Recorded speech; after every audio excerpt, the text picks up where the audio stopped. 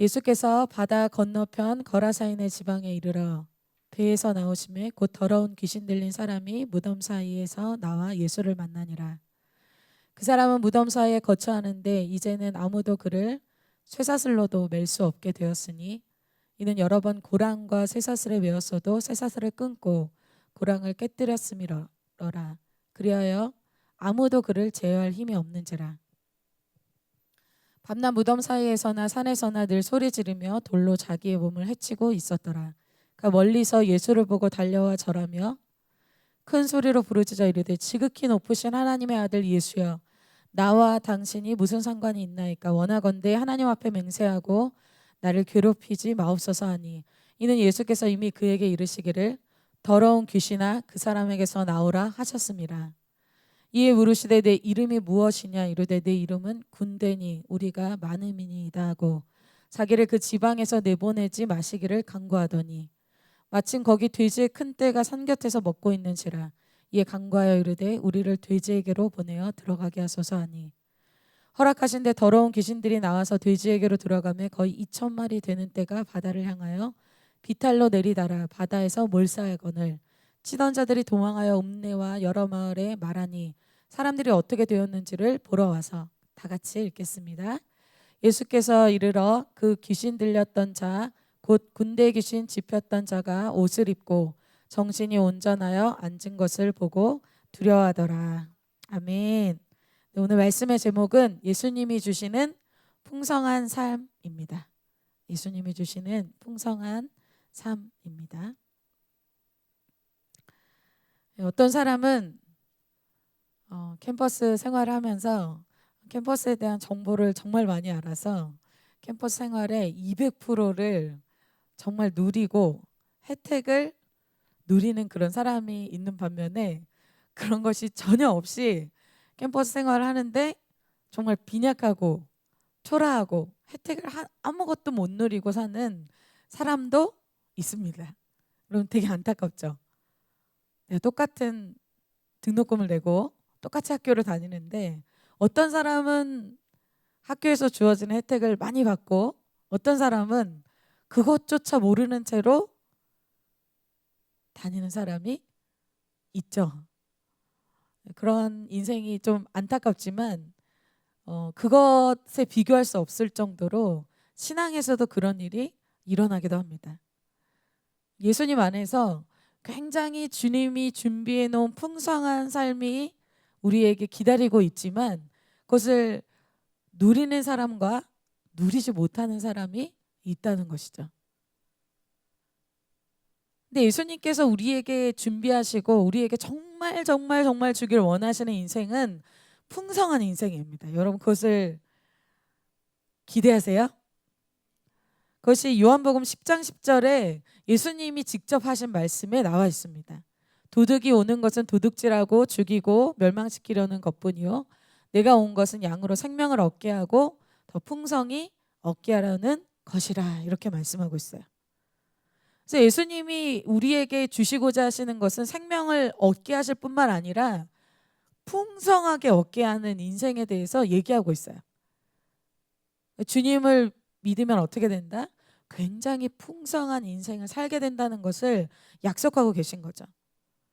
그래서 예수님을 만날 때 우리는 구원자이신 예수님, 나의 질병을 치유하신 예수님, 나의 공급을 채우시는 예수님, 나의 마음의 상처를 치유하시는 예수님, 이런 여러 가지 풍성한 예수님을 경험하고 맛보고 알게 돼요. 그런데 정작 우리의 신앙을 하면서 이러한 예수님을 경험해 본 적이 없고, 아마 생각할 때 신앙이 이렇게 지루한가? 이러한 지루한 신앙을 하는 것은 사실 예수님의 뜻은 아닙니다.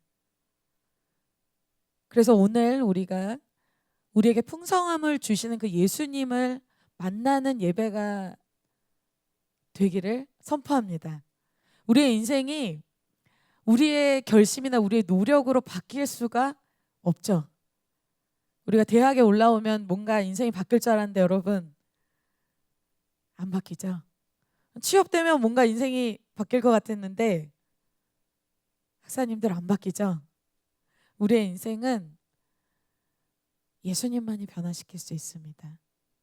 우리가 이 예배 가운데 기대하는 것은 예수님이에요. 내가 기존에 알고 있었던 예수님이 아니라 더 크신 그 예수님을 만나게 될 때, 새로운 그 예수님을 만나게 될 때 우리의 인생이 풍성한 인생이 될 수 있습니다. 그래서 오늘 이 말씀이 여러분에게 새로운 그 예수님을 만나는 놀라운 시간이 될 것을 축복합니다. 그래서 오늘 이 거라사인이 만난 그 예수님이 여러분만을 위해서 지금 만나주기를 원하시는 그 예수님으로 만나시기를 정말 선포하고 축복합니다. 오늘 이 예수님이 한 사람에게 찾아가시는 것으로 오늘 이 이야기가 시작이 됩니다. 오늘 예수님이 찾아가신 이 지역은 거라사 지방이라고 성경에 얘기하고 있어요. 이 거라사 지방은 예수님이 계신 그 갈릴리 지방에서 남동쪽으로 60km나 떨어진 지역입니다. 그래서 저는 60km가 얼마나 먼지를 잘 몰라요. 그래서 네이버 길찾기로 찾아봤어요. 60km가 어느 정도 되지? 보니까 저희가 강남에 왔다 갔다 할 거리예요. 그러니까 여러분 그 당시에는 차도 없었잖아요. 배로 갔습니다. 배가 자동이진 않았을 것 같아요. 그 60km나 되는 강남을 왔다 갔다 할 수 있는 그 놀라운 먼 그 거리를 예수님이 찾아간 거예요. 여러분, 예수님은 우리의 인생이 멀리 있어도 찾아가시는 분이십니다. 그래서 우리가 나의 어떤 기숙사에, 나의 집이 지방에, 또 제주도에, 해외에 있더라도 주님 그곳에 찾아가시는 분이십니다. 제가 교회 처음 왔을 때 저희 집은 지하철 노선도에 왼쪽 맨 끝에 있는 역에 저희 집이 있었어요. 저는 서울에 살았거든요. 그래서 노량진, 영등포 쪽에 1호선 끝에가 저희 집이었어요. 그리고 그때 저희 교회는 이 분당선 끝에 오른쪽에 맨 끝에 오리역에 위치하고 있었어요. 지하철에서 보면 왼쪽 끝과 오른쪽 끝이 절대 만날 수 없는 지역인데도 주님이 저를 그 먼 곳에서 찾아주시고 불러주셨습니다. 여러분, 여러분의 인생에 어떤 모습으로든지 주님이 여러분의 인생을 반드시 찾아가십니다. 그리고 제가 훈련 받을 때 진짜 힘들다. 오늘은 좀 바다로, 오늘 예배만 끝나면 나는 오늘 바다로 갈 거야. 그런 날이 있었어요. 새벽 기도였는데 오늘 예배만 딱 끝나면 나 바다로 간다! 막 이렇게 해가지고 예배를 이렇게 앉아서 드리는데 그날 말씀이 중간에 이런 말씀이 나왔어요. 시편 139편 8절부터 10절에 이 말씀을 갑자기 설교자분이 선포해 주셨어요. 시편 139편 8절부터 10절입니다. 내가 하늘에 올라갈지라도 거기 계시며 수월에 내 자리를 펼지라도 거기 계시나이다. 내가 새벽 날개를 치며 바다 끝에 가서 거주할지라도 거기서도 주의 손이 나를 인도하시며 주의 오른손이 나를 붙드시리이다. 예배드리는데 소름 돋았어요. 어떻게 하셨지? 바다에 가도 주님이 나를 보호하시고 나를 그곳에서 안위하시는구나. 그러면 바다 가지 말고 오늘 이 장소에서 내 인생 정답을 찾아내자. 그런 예배였어요. 여러분, 우리의 인생이 아무리 우리의 마음이 또 우리의 몸이 떨어져 있다고 해도 주님이 우리를 찾아가는 복된 인생인 것을 믿으시기 바랍니다. 주님이 오늘 60km가 되는 그 거라사 지방에 가셨는데 여러분 어떤 사람은 여러분이 만나고자 할 때 그 사람이 아무리 멀리 있다 그래도 또 내 시간과 물질과 내 헌신을 들여서까지 이렇게 가고자 하는 그 대상은 여러분이 어떤 사람이겠어요? 굉장히 소중한 사람이겠죠. 이 어려움과 힘든 시간들, 내가 보내야 되는 이 낭비되는 시간들, 이거를 다 쏟아서라도 만나고 싶은 사람이 오늘 누구냐? 바로 거라사에 있는 더러운 귀신 들린 사람이었습니다. 예수님이 오늘 이렇게 고생해서 갑집을 해서 만난 사람은 놀랍고 유명하고 나에게 뭔가 도움이 되는 그 사람이 아니라 더러운 귀신 들린 사람이라고 2절에 이야기하고 있어요. 2절에 이렇게 얘기하고 있습니다. 배에서 나오심에 곧 더러운 귀신 들린 사람이 무덤 사이에서 나와 예수를 만나니라. 예수님이 이 사람을 거라사 지방에 와서 딱 봤는데 이 사람 상태가 매우 좋지가 않았습니다. 이 사람을 더러운 귀신 들린 사람이라고 이야기하고 있어요. 그럼 더러운 귀신 들린 사람은 어떤 모습인가를 성경에서 쫙 설명해 주고 있어요. 3절에 이렇게 얘기하고 있죠. 그 사람은 무덤 사이에 거처하는데 이제는 아무도 그를 쇠사슬로도 맬 수 없게 되었으니. 이 사람은 무덤 사이에 거처해요. 사람과 다른 사람들과 함께 할 수가 없어요. 이 사람을 아마 그곳에 가지 못하게 하기 위해서 그 가족들, 동네 사람들, 주위 사람들이 아마 많이 막았겠죠. 그런데도 이 사람은 같이 지낼 수가 없어요. 이 사람은 너무 거룩한 장소, 너무 거룩한 사람, 너무 거룩한 모임, 이런 모임에 같이 할 수가 없어요. 그 모임을 뛰쳐나가야 돼요. 그 모임의 문 앞에 왔더라도 다시 돌아가야 돼요. 어두운 장소, 혼자만 있는 장소를 선호해요. 그리고 어두운 사람을 만나는 것이 이 사람은 편하죠. 4절에 뭐라고 얘기하고 있습니까? 이는 여러 번 고랑과 쇠사슬에 매었어도 쇠사슬을 끊고 고랑을 깨뜨렸음이로라. 그리하여 아무도 그를 제어할 힘이 없는지라. 사람들이 그를 묶어 놓으려고 해도 묶어 놓을 수가 없어요. 이 사람에게 어떤 힘이 있다? 쇠사슬을 끊는 힘이 있대요. 여러분, 이 힘은 뭐예요? 초자연적인 힘. 그러니까 사람에게서 나오는 힘이 아니에요. 여러분, 이거는 꼭 이 거라사인만 그렇습니까? 여러분, 우리가 죄를 지을 때 나오는 힘이 있어요. 여러분들이 게임할 때, 여러분 술 먹을 때, 여러분들이 미디어 할 때 나오는 초자연적인 힘이 있어요. 밤을 새도 괜찮아요. 그런데 반대로 예배드리러 오면 찬양할 때부터 박수칠 힘조차 없어. 에너지가 쫙 빠져나가요. 예배드릴 때 기력이 쫙 없어져요. 근데 신기하게 예배가 딱 끝나고 밥 먹으러 간다고 하면 갑자기 새 힘이 이 아래서부터 솟아나와요. 말씀 들을 때, 찬양 들을 때는 너무 졸리고 너무 몸이 힘든데 죄를 지을 때는 나도 알지 못하는 에너지가 나와요. 그리고 이 사람은 제어가 안 된다는 것이 특징이잖아요. 그럼 제어가 안 된다는 것, 이 사람이 이런 일을 말릴 수가 없어요. 제어가 안 된 어떤 세력이 있다는 거죠. 그래서 어떤 걸 할 때 제어가 안 될 정도로 초자연적인 능력이 나타나는데 밥을 먹는데 초자연적으로 먹을 수 있어요. 인간이 먹을 수 있는 한계가 아니야. 엄청나게 먹을 수 있어. 그리고 엄청나게 혈기를 낼 수가 있어. 이 사람 평소의 모습과 다르게 이 사람이 혈기를 내기 시작하면 제어가 안 돼. 이 사람이 부정적인 생각을 하기 시작하면 이것이 제어가 안 돼. 음란한 생각이 제어가 안 돼. 미디어가 제어가 안 돼. 제어가 안 되는 어떤 능력에 이 사람이 사로잡혀 있다는 거야. 아무도 못 말려. 이 사람의 원래 모습이 아니라 이 사람을 잡고 있는 악한 영이 주는 능력이라는 것이죠. 힘이라는 것입니다. 그리고 5절에 이 사람이 점점 좀 심해지는데 밤낮 무덤 사이에서나 산에서나 늘 소리 지른대요. 여러분, 혈기가 올라올 때 여러분의 모습이 어때요?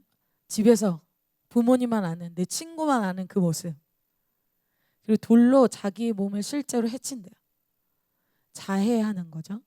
하나님이 주신 나의 귀한 이 몸, 나의 귀한 인생, 나의 귀한 얼굴, 나의 귀한 시간들을 저주하고 미워하고 싫어하는 거예요. 이걸 적극적으로 하는 게 자기의 몸을 해치는 거죠. 실제로 악한 영은 자기 몸을, 사람의 몸을 해치게 합니다. 근데 옆에 사람은 너무 안타까운데 자기는 별로 그것에 대해서 안타까워하지 않아요. 왜? 이것이 인격화됐어요. 인격화됐다는 건 뭘까요? 그냥 내가 돼버린 거야. 나는 원래 그런데, 나는 원래 그렇게 많이 먹는데, 나는 원래 그렇게 혈기가 많은데, 나는 원래 그렇게 미디어를 좋아해. 나는 원래 화가 나면 자해를 해. 난 원래 그랬어. 그럼 옆에 사람이 그것이 정상적이지 않다고 해도 그렇게 생각하지 않아요. 왜? 오래됐기 때문에. 여러분, 이렇게 되기까지는 단번에 그렇게 되기는 사실 쉽진 않습니다. 이렇게 되기까지는 수많은 어떤 과정 속에서 이런 결박이 됐을 거예요. 그래서 죄와 상처와 이런 세력들이 강한 진지가 된 거예요. 강한 세력이 된 겁니다. 스트롱홀드라 그러잖아요. 빨리 해결됐다면 아마 이렇게까지 되지 않았을 텐데 이것이 해결이 되지 않았기 때문에 이것이 이렇게 이 사람의 삶을 완전히 망가뜨릴 정도로 세력을 잡은 거예요. 그래서 오늘 예수님이 찾아간 사람은 여러분 사실은 별로 남들이 기대할 것이 없는 인생이에요. 자기 자신도 나의 인생에 미래가 있을까? 이렇게 생각되는 사람에게 예수님이 찾아간 거예요. 이런 소망 없고 자신의 삶에 미래가 없고 기대가 안 되고 변화를 꿈꿀 수 없는 그런 사람의 삶에 예수님이 오늘 찾아가십니다. 이 사람은 거라사 지방 사람이죠. 여러분, 거라사는 이방인의 동네입니다. 그래서 특별히 이 사람은 예수님을 믿는 부모님 밑에 있지도 않아요. 그래서 예수님을 적극적으로 예수님을 위해서 예수님께 기도하거나 예수님을 막 불러다가 초청해서 막 이 사람을 치유해 줄 수 있는 그런 사람이 주위에 아무도 없어요. 그런 사람이라 할지라도 이 사람에게 소망이 뭐예요? 오늘 예수님이 직접 찾아간다는 거예요. 누가 이 사람의 인생을 귀하게 생각하겠어요? 나도 내 인생 귀하게 생각하지 않는데 가족도 포기하고 동네 사람들도 포기한 자기 자신도 자기의 인생이 제어가 안 되는 이런 인생에 오늘 예수님이 찾아가신 것입니다. 오늘 찾아가셔서 오늘 치유하시기를 주님이 원하시는 거죠. 오늘 그 치유의 예수님을 여러분이 만나시기를 축복합니다. 오늘 내용은 예수님이 그 사람의 인생에 빼앗긴 모든 것을 다시 되찾아오는 내용입니다. 그런 인생이 여러분이 되시길 축복합니다. 여러분, 이거 좋은 내용이에요. 예수님이 이러한 오늘 치유의 방법을 아주 세세하게 기록하고 있는데 이렇게 세세하게 기록한 이유는 예수님만 그렇게 하신다는 의미가 아니라 예수님을 믿는 자들은 더 큰 일도 하시겠다는 그 약속에 따라서 예수님의 이름으로 우리도 이 일을 행하고 또 경험하기를 원하시는 것입니다. 그래서 오늘 이 말씀을 볼 때 과정이 거라사인이 그랬나 보다, 그것이 아니라 여러분의 기도 시간, 여러분의 예배 시간, 여러분의 삶 속에서 이 일이 일어날 것을 선포합니다. 그래서 이 사람 같은 경우는 이것이 병원에 가서 치유가 안 되는 거예요. 왜? 이것은 영적인 악한 영에 해당하는 고통이기 때문에 영적 전투를 통해서만 치유가 됩니다. 전투는 강한 자가 이기게 되죠. 그리고 악한 영은 예수님이 자신보다 강하다는 것을 아주 정확하게 알아봤어요. 그래서 6절 7절에 예수님이 배에서 내리자마자 악한 영이 이렇게 반응하죠. 그가 멀리서 예수를 보고 달려와 절하며 큰 소리로 부르짖어 이르되 지극히 높으신 하나님의 아들 예수여, 나와 당신이 무슨 상관이 있나이까? 원하건대 하나님 앞에 맹세하고 나를 괴롭히지 마옵소서 하니. 악한 영이 예수님의 신분을 아주 정확하게 봤습니다. 그냥 겉으로 보기에는 예수님은 그 당시에 예수님은 그냥 정말 촌동네에서 나온 목수의 모습일 뿐이에요. 예수님 뒤에 막 후광이 나오고 예수님 뭐 주위에 뭐 천사들이 있었던 게 보인 게 아니에요. 그래서 보통 사람들은 예수님이 누구인지를 못 알아봤어요. 근데 이 악한 영에 들린 사람은 영적인 신분을 알아보죠. 예수님이 이제 치유를 시작합니다. 예수님이 첫 번째 치유하실 때 악한 영에게 그 사람에게서 나가라고 명령하십니다. 이 사람이 와서 배에서 내리자마자 예수님에게 나를 괴롭게 하지 마세요 이렇게 얘기해요. 왜냐하면 예수님이 어떤 말씀을 하셨기 때문에 이 사람이 괴로움을 느끼고 있어요. 어떤 말? 그 사람에게서 나오라 이렇게 얘기했어요. 8절에 이는 예수께서 이미 그에게 이르시기를 더러운 귀신아 그 사람에게서 나오라 이렇게 말씀하셨다는 거예요. 이것은 무엇을 얘기해줘요? 이 사람의 인생이 새롭게 되기 위해서는 이 악한 영이 나가지 않고는 안 된다는 거예요. 이 사람의 인생이 새롭게 되기 위해서 이 영이 나가야지만 된다는 치유 방법을 얘기하시는 것입니다. 악한 영이 나가야 근본적으로 그 사람의 인생이 변화될 수 있다는 거예요. 그래서 이 사람의 인생에 위로해주고 격려해주고 필요하죠. 밥 사주고 필요합니다. 그런데 그것이 그 사람의 인생에 근본적인 변화를 줄 수는 없어요. 그것이 필요했다면 예수님 그것을 하셨겠죠. 근데 오늘 예수님이 도착하시자마자 그 사람에게 인생을 새롭게 하기 위해서 치유하기 위해서 뭐 하시는가? 그 사람에게서 나오라 이렇게 명령하시죠. 근데 여러분 이 악한 영에게 누가 명령하는 것은 오늘 굉장히 중요합니다. 왜? 악한 영에 들린 이 사람이 지금 왜 여기 와 있어요? 무덤에 왜 와 있어요? 어떤 누구의 명령도 듣지 않았잖아요. 자기 가족의 얘기도 동네 사람들의 얘기도 심지어 힘이 센 사람 나에게 인간적으로 친한 사람 잘해주는 사람 막 어르고 달랬겠죠. 왜 거기 왜 계속 왜 가냐 가지 마라. 그런데 어떤 누구의 명령 어떤 누구의 이야기도 이 사람 듣지 않아요. 왜? 자기보다 강하지 않기 때문에.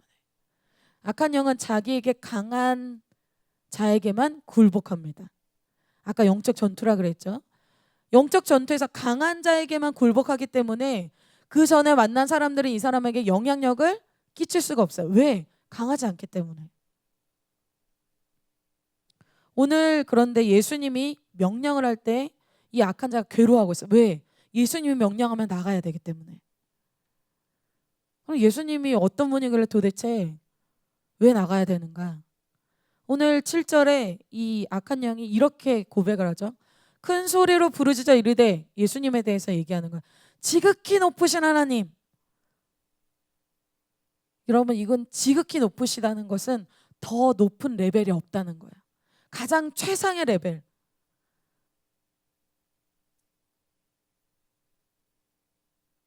그런 하나님의 아들 예수요. 예수님은 악한 영의 차원, 레벨과는 완전히 다른 차원의 분이 되십니다. 근데 여러분 우리는 악한 영은 그것을 잘 아는데 우리는 별로 그걸 몰라요. 주님의 이름을 막 찬양하면서도 주님의 이름을 막 예배하고 기도하면서도 그걸 잘 몰라요. 그런데 악한 영은 안다는 거예요. 여러분 주님을 아까 서론에 그랬죠. 주님을 알아야 우리의 삶이 풍성해질 수 있습니다. 예수님만이 우리의 삶을 풍성하게 만들 수 있어요. 근데 오늘 예수님이 어떤 분이신가? 예수님이 우리에게 해주시길 원하시는 것은 위로와 격려와 물론 그거 좋죠. 그 이상이라고 말씀하고 있어요. 예수님은 우리의 보이지 않는 이 영역, 죄의 영역, 사단의 결박, 우리 안에 있는 해결되지 않는 사단의 권세들을 멸하기 위해서 오신 분이라고 말씀하고 있습니다. 예수님이 요한일서 3장 8절에 예수님이 이 땅에 오신 이유에 대해서 예수님이 하시는 역할에 대해서 이렇게 얘기하고 있어요. 이것이 텍스트가 아니라 여러분에게 영으로 깨달으시길 축복합니다. 다 같이 한번 읽어볼까요? 요한일서 3장 8절입니다. 시작. 죄를 짓는 자는 마귀에게 속하나니 마귀는 처음부터 범죄함이라. 하나님의 아들이 나타나신 것은 마귀의 일을 멸하려 하심이라. 아멘. 예수님이 이 마귀의 일을 파괴하기 위해서 바로 오신 분이라는 거예요. 예수님이 마귀가 우리의 삶에 사단이 내어놓은 제어가 안 되는 문제, 우리 인생을 망쳐놓는 문제, 삶의 미래가 없게 만드는 이 문제에 대해서 예수님이 이것을 결박하고 파괴시키러 오신 분이다. 예수님이 자기 자신에 대해서 이렇게 얘기하고 있어요. 사단의 모든 일에 대해서 괴멸시키고 파괴시키고 멸하기 위해서 예수님이 오셨다라고 오늘 얘기하고 있습니다. 그럼 예수님이 어떻게 이 사단의 일을 파괴시키는가? 그것이 마태복음 12장 28절에 이렇게 얘기하고 있죠. 그러나 내가 하나님의 성령을 힘입어 귀신을 쫓아내는 것이면 하나님의 나라가 이미 너희에게 임하였느니라. 예수님의 그렇게 귀신을 쫓아내는 어떤 이런 사역, 이런 일들은 누구의 능력을 힘입어서? 하나님의 성령의 능력을 예수님이 힘입어서 하신다는 거예요. 사단이 통치한 나의 삶, 사단이 통치한 우리 가정, 사단이 통치한 어떤 영역에 대해서 그 귀신을 쫓아내고 하나님 나라가 임하게 하는 것은 성령의 능력으로만 된다라고 얘기하고 있어요. 그래서 여러분, 가장 높으신, 지극히 높으신 하나님의 아들 예수 그리스도의 이름이 선포되고 또 강력한 성령의 임재가 있는 그 예배와 그 개인과 그 찬양과 그 기도 속에 하나님 나라가 임하는 역사가 임하게 됩니다. 그러니까 여러분, 오늘 기도 가운데, 여러분 찬양 가운데, 여러분의 예배 가운데 그런 일이 일어날 수 있다는 거예요. 예수님이 이 사람에게 첫 번째로 나가라고 명령하시고 두 번째는 정체를 밝히십니다. 예수님이 치유하시는 방법 두 번째를 보고 있습니다. 악한 영의 정체를 밝히시죠. 그래서 여러분, 악한 영은 어둠의 영입니다. 그렇기 때문에 빛 가운데 드러나는 것을 싫어해요. 그래서 여러분, 어둠은 빛이 임하자마자 사라지게 되잖아요. 그래서 어둠의 영의 특징은 비밀이 많습니다. 이중적인 삶이 많다는 거예요. 투명하지 않는 그 삶을 좋아합니다. 그래서 오늘 예수님이 이 사람을 치유하시기 위해서, 여러분, 예수님이 여러분을 공격하시기 위해서가 아니에요. 여러분, 말씀 들을 때 여러분을 방어하시면 안 돼요. 마음을 여셔야 돼요. 왜? 예수님 여러분을 치유하시길 원하는 거니까요. 나는 그런 사람 아닌데, 나 지금 나를 공격하는 건가? 보호하시면 안 돼요. 오늘 예수님이 이 사람을 치유하기 위해서 어떻게 하시냐? 정체를 드러내세요. 9절에 이렇게 얘기하십니다. 이에 물으시되 내 이름이 무엇이냐? 이르되 내 이름은 군대니 우리가 많음이니이다 하고. 여러분, 우리라고 하고 또 군대라고 했습니다. 하나가 아니에요. 영이 공간의 제약을 받지 않습니다. 그래서 우리가 군대다. 그때 당시에 이 로마 군대는 6천 명이 됐습니다. 6천 마리가 되는 영이 그 사람 안에 있었다는 거예요. 여러분, 그 군대가 그곳에 주둔하고 있으면 그 사람 삶의 주권은 그 사람이 아닙니다. 이제 통제권을 완전히 잃어버렸어요.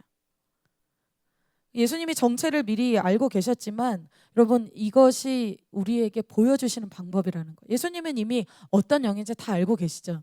근데 우리에게 치유를 받을 때 어떻게 해라? 너의 안에 있는 너의 삶의 비밀로 감춰둔 그것에 대해서 오픈하고 빛 가운데 드러내라고 말씀하시는 거예요. 그럴 때 여러분, 치유가 시작됩니다. 그럼 예수님이 사마리아 여인에게 이 정말 오래된 문제를 치유하시기 위해서 오셨죠. 그 여인이 얼마나 상처가 많습니까? 그냥 상처 치유하면 되는데 사랑으로 격려하고 응원하고 그러면 되잖아요. 근데 예수님이 굳이 내 남편을 불러오라 해서 그 문제에 대해서 아주 정확하게 지적하시고 드러내시죠. 여러분, 수술을 할 때 먼저 그 정체를 째서 드러내야 뽑아내기가 쉽습니다. 그래서 우선 정체가 드러나면 그것은 이미 사망 선고가 내려진 거예요. 여러분들 안에 누구에게, 내 목자에게 또 서감을 통해서 아니면 여러분 기도를 통해서 하나님께 막 그것을 폭로하고 얘기하고 빛 가운데 드러날 때 그 세력이 확 줄어든다는 거예요. 아멘. 그래서 여러분들 빛 가운데 드러낼 때 그것을 빛 가운데 드러내지 못하게 하는 세력이 뭐예요? 악한 영이라는 거죠. 악한 세력은 감추게 합니다. 내 삶에 이런 모습이 있다는 거, 이런 생각이 있다는 거, 이것을 절대 말하지 못하게 해요. 여러분, 이러한 악한 영은 이 사람이 정말 심각한 상황인데 이 악한 영이 어떻게 들어오는가?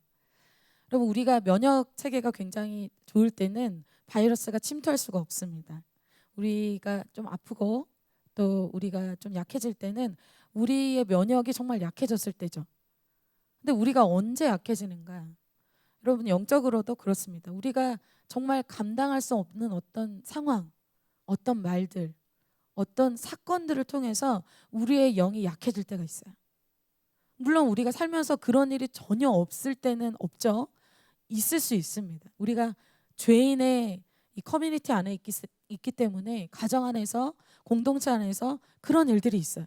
나의 마음이 상하고 나의 마음에 상처를 주고 내가 너무 충격적이고 너무 슬프고 너무 용서가 안 되는 그런 일들이 우리에게 있습니다. 그래서 가슴 아프고 힘든 일이죠. 근데 중요한 것은 우리 안에 우리에게 어떤 정말 상처가 났을 때 그 상처를 빨리 씻어내고 소독하고 빨리 밴드를 붙이고 빨리 약을 바르면 빨리 치유가 돼요. 근데 중요한 것은 빨리 치유가 안 되면 그냥 내버려 두면 이걸 숨겨놓으면 어떻게 됩니까? 2차 감염이 된다는 거예요. 그것을 통해서 그 상처와 그 용서하지 못한 마음과 그 쓴뿌리와 그 마음의 고통 때문에 그걸 통해서 악한 영이 들어간다는 거예요. 그래서 그 해결되지 않은 여러분 그 사건은 어떻게 됩니까? 어떻게 알 수 있어요? 여러분 그때 그 사건을 생각하면 슬퍼요. 그때 그 사건을 생각하면 우울해요. 갑자기 화가 나요. 용서할 수가 없어요. 그 사람 생각만 해도 막 때려주고 싶어요. 아직 내 마음에 해결이 안 된 거예요. 그것을 오래 놔두면 어떤 것을 해결할 수 있도록 주님이 말씀을 주십니다. 매주 말씀을 주시고 너 안에 쓴뿌리, 너 용서하지 못하는 마음, 너 그런 거 있지? 내게로 와서 그것을 해결해라. 말씀을 계속 주시는데 그것이 해결이 안 되고 1년이 지나고 2년이 지나고 3년이 지나고 그렇게 되면 어떻게 됩니까? 바이러스가 들어가서 진찌를 구축하게 돼요. 근데 여러분 빛 가운데 드러날 때 나에게 이런 문제가 있어요. 드러날 때 빛 가운데 드러나기 힘든 사람이 어떤 사람이에요? 착한 사람. 나는 원래 굉장히 칭찬만 듣고 자랐어. 난 선생님에게서 다른 사람에게서 별로 이렇게 지적을 받아본 적이 없어. 얘기하기가 좀 그래요. 나의 좋은 모습만을 보여주고 싶죠. 그리고 자존심이 아주 강한 사람. 나의 연약한 모습, 실수한 모습, 이런 죄된 모습 말하고 싶지 않아요. 드러내고 싶지가 않아요. 누가 그랬어요? 바리새인과 서기관이 그랬어요. 자기 안에 엄청난 더러운 죄들이 있는데도 너희가 회칠한 무덤이다. 너희가 외식하는도다. 예수님이 너희 안에 죽은 시체가 가득하다. 그런데도 인정하지 않아요. 그들이 주장하는 건 나 모태신앙이야.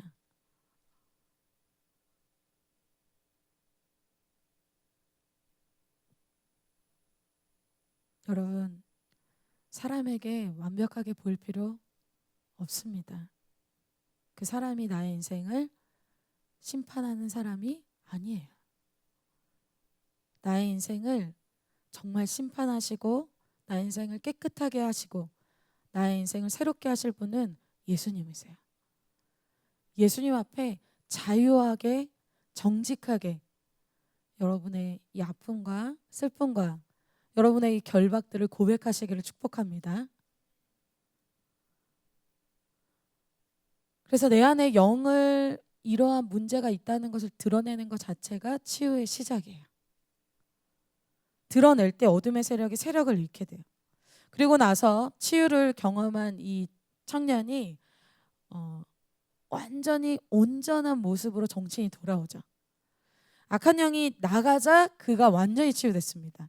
15절에 이렇게 얘기하고 있죠. 예수께 이르러 그 귀신 들렸던 자 곧 군대 귀신 집혔던 자가 옷을 입고 정신이 온전하여 앉은 것을 보고 두려워하더라. 악한 영이 나가자 완전히 온전해졌습니다. 이 치유의 과정에서 돼지에게 그 악한 영이 들어가기를 강구했고, 이 악한 영이 2,000마리 되는 돼지에게 들어가서 돼지가 죽게 되는 일이 생겨요. 그런데 성경에서 이것을 굉장히 무겁게 다루진 않습니다. 12절 13절에 그 내용을 다루고 있죠. 이에 간구하여 이르되 우리를 돼지에게로 보내어 들어가게 하소서 하니 허락하신 데 더러운 귀신들이 나와서 돼지에게로 들어가매 거의 2,000마리 되는 때가 바다를 향하여 비탈로 내리더라. 바다에서 몰사하거늘, 이렇게 얘기하고 있어요. 왜? 이 2,000마리 되는 이 돼지보다, 그걸로 인한 손실보다 이 어떻게 보면 미친 사람, 이 악한 영에 들린 이 사람의 인생이 더 중요하기 때문에 그래요. 여러분, 예수님이 보실 때는 어떠한 값집을, 어떠한 소모, 어떠한 헌신을 해서라도 여러분의 인생이 값진 거예요.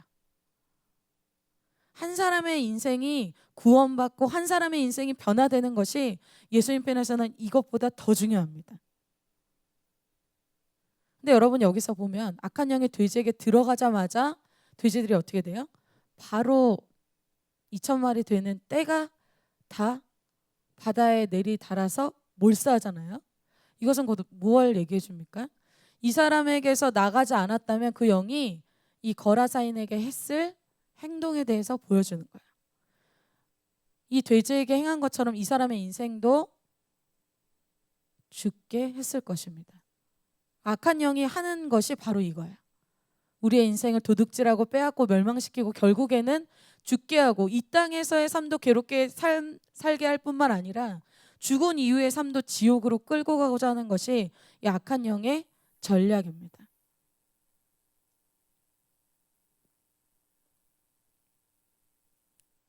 예수님이 아니었다면 이 사람의 인생에, 이 예수님의 방문이 아니었다면 이 사람의 인생에 이러한 자유와 변화는 없었을 겁니다. 오늘 이 치유가 여러분에게 임하시길 축복합니다. 그렇게 치유된 청년에게 주님이 마지막으로 사명을 주십니다. 결론적으로 예수님이 이 청년에게, 같이 있고자 하는 이 청년에게, 이 지역의 가족들에게 복음을 전할 것을 얘기하죠. 그 전에 이 치유된 청년이 예수님과 함께 있기를 원했어요. 여러분, 예수님께 은혜 받으면 어때요? 계속 찬양하고 기도하고 싶어지죠. 이 청년이 이것을 경험하고 예수님과 함께 있고 싶은 마음, 또 어떤 마음이 있었을까요? 내가 이 모습 그대로 유지할 수 있을까? 다시 죄를 지으면 어떡하지? 그런 마음이 있으시죠.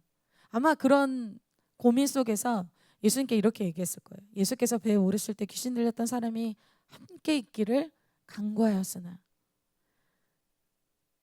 간구했지만 예수님이 그것을 거절하시고 사명을 주십니다. 19절에 허락하지 아니하시고 그에게 이르시되 집으로 돌아가 주께서 내게 어떻게 큰 일을 행하사 너를 불쌍히 여기신 것을 내 가족에게 알리라 하시니. 예수님이 이 사람을 치유하셨다, 놀라운 일을 행하셨다, 뭐 여러 가지 방법, 여러 가지 표현이 있을 텐데 예수님이 그 사람의 인생에 대해서 뭐라고 얘기하셨냐면 내가 너를 불쌍히 여겼다, 이렇게 얘기하고 있어요. 예수님의 마음이 그 사람을 향하여서 그 사람의 인생에 대해서 긍휼의 눈이 있으신 거예요. 아마 많은 사람들은 정상적이지 않은 그 사람을 보면서 판단하고 정죄하고 비난했겠죠. 예수님이 오늘 그 사람의 인생에 대해서 불쌍히 여기셨기 때문에 이 사람이 치유될 수 있었습니다. 여러분, 이 자리에 예수님의 방문이 없었더라면, 예수님의 긍휼이 없었더라면 여기 앉아있지 못하실 분들이 저와 많은 분들이 계십니다. 근데 이 사람이 이제 자기 혼자의 인생만으로도 너무 막 버겁고 급급한 인생에서 이제 예수님이 어떠한 인생이 됩니까? 예수님이 이 사람의 인생을 변화시키는데 그 지역을 변화시키고 그 주위에 있는 사람들의 영혼을 구원하는 영향력 있는 놀라운 삶으로 변화시킨다는 거예요. 그럼 얼마나 멋진 삶입니까? 나 혼자만의 인생이 너무 버거운 인생, 나의 상처, 나의 어려움, 나의 진로, 이것만으로 버거운 인생이 아니라 다른 사람을 영향력을 끼치는 인생이에요. 그래서 20절에 이 사람의 인생의 마지막으로 이것을 기록하고 있어요. 그가 가서 예수께서 자기에게 어떻게 큰일 행하셨는지를 데가볼리에 전파하니 모든 사람이 놀랍게 여기더라. 여러분, 이 사명이 이 청년에게도 매우 중요합니다. 왜 그럴까요? 여러분, 다른 복음서에는 이러한 내용도 있습니다. 이렇게 축사라고 하죠. 축사를 받고 나서 다시 7 귀신이 들어간 경우도 성경에 기록하고 있어요. 한번 축사를 받았다고 해서 악한 영이 나갔다고 해서 그것이 포에버가 아니라는 거예요. 다시 들어올 수 있다라는 것을 얘기하고 있어요. 나 예전에 수련회 때 나 예전에 치유 받았는데 어떤 영이 나갔는데 어떤 게 회개됐는데 근데 어떻게 될 수 있다? 다시 들어올 수 있다는 거죠. 그래서 우리가 왜 훈련이 필요하고 왜 사명이 필요한가? 우리의 영적인 생명을 유지하기 위해서 필요합니다. 여러분의 삶에 다른 사람을 간증할 때 어때요? 여러분의 영이 살아나요. 여러분 사명을 감당하다 보니까 어때요? 훈련 받다 보니까 내 시간이 없죠. 그러나 여러분 사명 없이 내가 육신으로 아주 충만해져서 쉼을 누리는 그것은 재앙입니다. 사명으로 바쁘고 사명으로 상급 쌓고 그러한 인생이 어떻다? 이 사람의 영혼의 유지에 풍성한 삶을 이끄는 비결이 된다는 거예요. 그냥 치유해줬으니까 끝 그것이 아니라 이후에 이 사람의 인생을 더 풍성하기 위해서 주시는 것이 무엇이다? 직분이며 사명이며 또 훈련입니다. 그래서 여러분 많은 분들을 보실 거예요. 저 사람 분명히 은혜 받았는데 그 사람이 직분도 없이 사명도 없이 남을 위해서 사는 것도 없이 어떻게 됩니까? 그 다음 연도에 보면 더 어려워져 있어. 저 사람 분명히 은혜 나보다 더 많이 받았는데 그 다음 연도에 또 보면 더 어려워져 있어. 은혜를 못 받아서일까요? 왜 그 사람이 점점 풍성한 인생이 아니라 빈약한 인생이 될까요? 바로 이것을 지키지 못했기 때문이죠. 그래서 우리가 훈련을 받고 직분을 갖고 사명을 갖는 것이 바로 이것 때문입니다.